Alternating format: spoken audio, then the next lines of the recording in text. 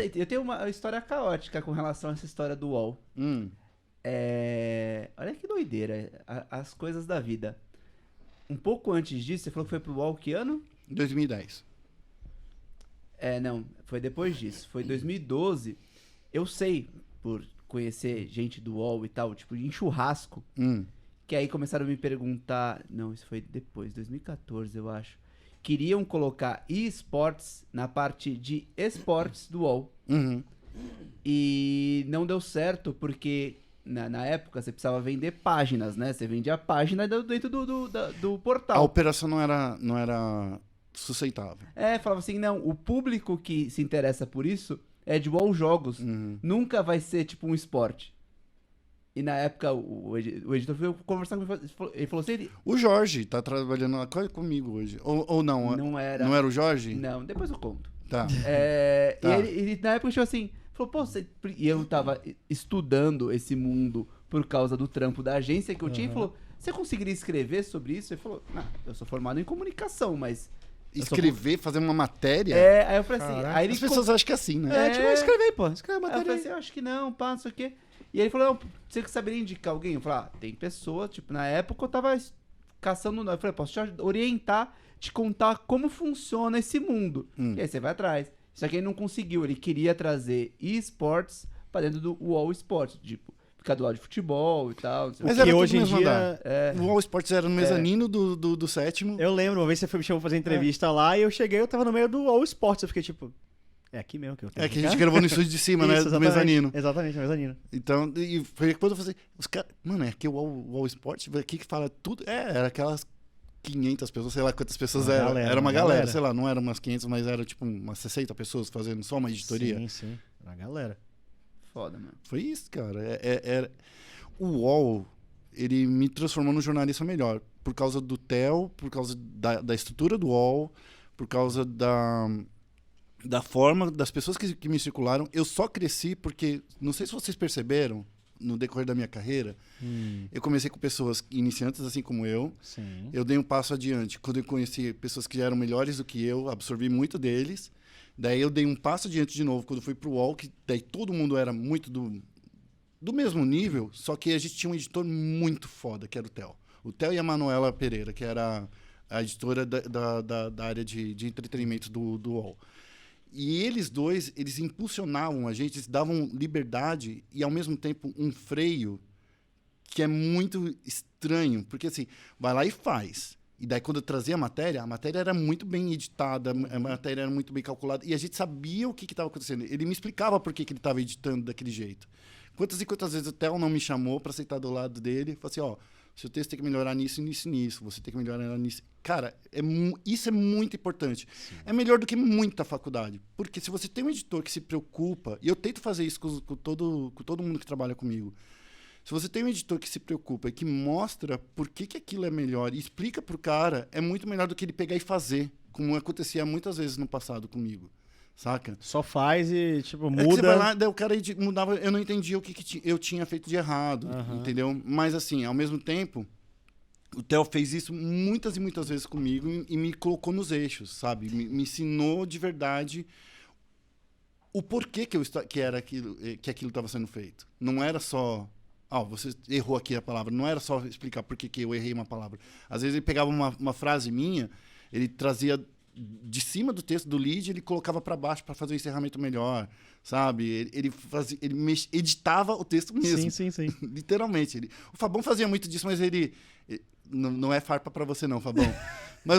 Mas ele não explicava para mim por que ele fazia. Só agilizava, ele ele chegava, ele fazia e estava pronto, porque tinha processo, tinha prazo, tinha coisa para entregar. E o Theo, ele explicava o porquê, por que a manchete era daquele jeito, por que o meu texto tinha que ser mudado daquele jeito, porque a estrutura gramatical para mudar o tempo da entrevista. É isso, ele estava mais do que se preocupando com o produto, ele estava se preocupando com você. Também. Exatamente. E por isso que eu falo que ele é um dos caras que me ensinou a ser chefe, que me ensinou, porque eu fui um chefe que me ensinou o porquê que eu tinha que fazer as coisas daquele jeito, por que funcionava, não só porque que era daquele jeito, mas por que funcionava e por que eu poderia melhorar a partir daquele ponto. onde eu poderia melhorar a partir daquele ponto. Ele me dava as kills, né, as dicas, para chegar no lugar de ter um texto muito melhor. No seu período do UOL, você diria que qual foi seu grande momento lá dentro do UOL Jogos? Foi quando eu dei o furo da pirataria do PlayStation 4? Será que foi esse? Ah, eu acho que foi, cara. Porque, assim, o que aconteceu? O PlayStation 4 tinha acabado de ser lançado aqui no Brasil. Lançado no mundo. Acho que uns 2 ou 3 meses depois, lá aqui no centro de São Paulo, estavam vendendo uma pirataria do PlayStation 4. Que era o lance que você colocava os jogos e você poderia... No HD. No HD. E eu falei assim, cara, isso aqui é uma matéria, né? Isso aqui é uma matéria. Daí eu fui lá, fiz câmera escondida, entrevistei pessoas. E era na caruda, não era escondido. Eu lembro que eu passei uma Mas vez eu tive que fazer a câmera não, escondida. Mas você chegou lá com um fotógrafo. Não, claro. Eu tô dizendo que a galera não tinha vergonha na cara. Não tinha. Porque eu lembro que eu passei uma vez, não lembro se foi na Liberdade, em algum lugar, mas tinha na janela, assim, ó. Tipo, PlayStation. Não lembro o que era, mas tinha assim, jogos à vontade do PlayStation, sei lá, R$100, R$200. Eu ficava tipo assim, cara, esse cara não tem a menor vergonha. Não, E aí, quando eu fiz essa matéria, que foi uma puta matéria jornalística, você chegar em loco, fazer pergunta escondido, câmera escondida, tirar foto assim, sabe? Tipo, eu tinha um N95 na época, não sei qual era o celular, tirando foto assim, pra ter uma ilustração na matéria, pegando e pedindo posicionamento da Sony global, porque isso não era sabido do resto do mundo, cara. Era o primeiro lugar no mundo onde tava rolando pirataria do PlayStation 4. Brasilzão, meu Deus. Cara, vamos hackear o mundo. E assim, não tinha... É sério, a gente tinha pesquisado, a gente viu, não existia. Era só ali. Que o cara fazia? Ele colocava um chip dentro do seu PlayStation 4 que ele fazia um login automático. E daí você conseguia baixar o jogo e ele tirava uma identificação do jogo e ele conseguia validar essa autenticação. E com isso ele conseguia... Cara, brasileiro é muito... Era um um hackzão bruto. Era bruto. Lembra quando era antigamente, tipo, destravar o PlayStation, que era arrancar no Mega Drive, que era arrancar uma trava do lado? No Super Nintendo. Você desquebrava com a chave de fenda. É. Você quebrava um pino de plástico, assim, ó. Isso era o hack... Era voltar pra esse tempo da brutalidade, tá ligado? Sim, era na tora. E os caras foram lá e, tipo, meteram um chip. Tipo, eles mudaram o programa do PlayStation. Eles criaram um programa, um Arduino pra rolar um programa. Era sensacional, assim... Genialmente falando, é sensacional. Sensacional. Se você parar pra pensar, Do o cara mal, que fez... Muito do mal. Mas a genialidade do cara por trás em desenvolver uma tecnologia dessa... Sim. Cara... Sim, surreal. A gente mandou, a gente disponibilizou ainda o PlayStation pra Sony e falou assim, ó, esse é o nosso PlayStation hackeado. E tava hackeado mesmo. Tudo. Tá rodando tudo. E a Sony falou assim, tá aqui disponível, se vocês quiserem ver. Eles nunca pediram, mas ficou lá. A gente foi lá depois, eu não sei como a gente se desfez desse PlayStation, porque ele já tava hackeado e já tava fudido mesmo, mas assim... Eu não lembro de verdade o que a gente fez com aquele PlayStation. A gente deixou os dois Sony meses. fez o quê? Falou o quê? Ela deu uma... a gente não vai se posicionar sobre esse assunto. Que é normal quando uma empresa... Fold, né? Tipo, passei. Perdi. não vamos nos posicionar. Mas é isso, cara. Isso é muito mais normal do que você conhece. Mas um negócio dessa magnitude? Não se posicionaram. Oxe, mas vocês deram uma faca e o queijo na mão deles? Não se interessaram. Eu lembro que na época o primeiro problema que eles conseguiram resolver, eles bloquearam o online. Foi a primeira. Depois eles conseguiram desfazer, mas primeiro foi tipo assim, eles conseguiram identificar e aí quem tinha essa parada perdeu toda a PlayStation Network. E era caro, o preto, era tipo a metade do preço do PlayStation. Era bem caro. Era muito caro. Era tipo assim, era muito caro. E o cara prometia assim, cara, se você quiser trocar o jogo, tem que trazer o PlayStation aqui pra trocar de jogo.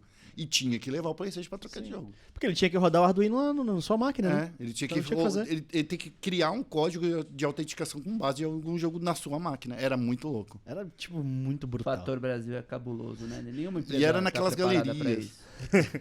E era naquelas galerias, cara, lá da Santa Ifigênia, que tem a Galeria Pajé, que tem a galeria... A Pajé ainda... A Pajé não tinha fechado?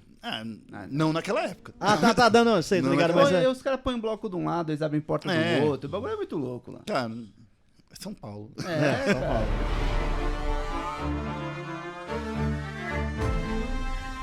Você é esperto, não é mesmo? Pronto para voar ao seu lado. Em batalha, nós vencemos. Conheça o tear. Seja a pedra.